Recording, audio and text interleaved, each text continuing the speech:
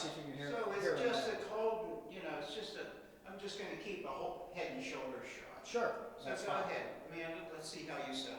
Okay, do you want to start by just saying your name and your title and how long you've been with GASP? Sure, that'd be fine. And then ask me how I got into it. Yeah, absolutely.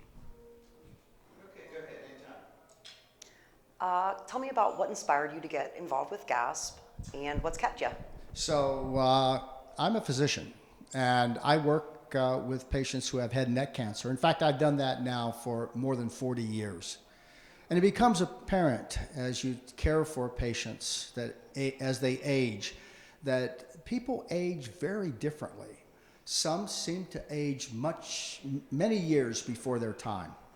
And it's pretty clear that some of that is genetic. You have no control over that.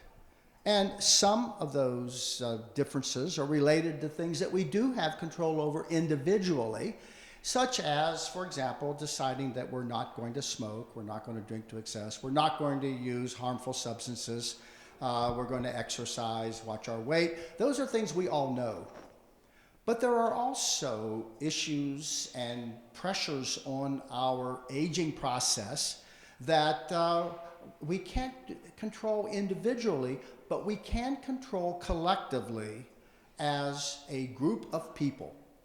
And those primarily involve the pollutants in our environment, both water and air and pollutants in our food.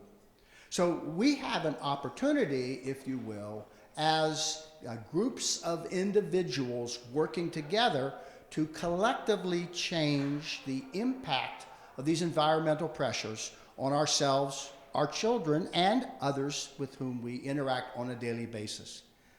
And because most of my work has dealt with the effects of pollution, in other words, pollution secondary to the inhalation of cigarette smoke, I really was mostly interested in air pollution. And the other issue that probably has something to do with it was when I first came to Pittsburgh in 1970 in the winter on a college field trip. I said, why would anybody live in this city? It stunk. And I spent a week in Pittsburgh, and when I left, I was never going to ever put my foot in Pittsburgh again because of the foul odors along the Mon River where we were staying. So when I came back in the 1980s, I was pleasantly surprised to see that the city actually smelled better, but it still had periodic mornings when the LTV plant down in Hazelwood would send a reminder that Pittsburgh was a steel town. So once I had heard about GASP and I was invited by another board member, I thought this was something I really wanted to commit to.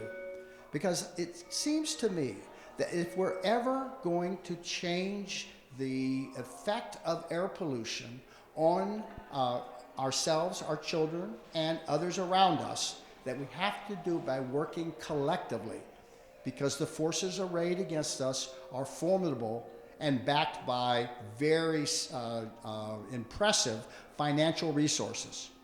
So we're just kind of like small by comparison, but yet we can wield a significant amount of pressure to change the world, if you will, by changing the air.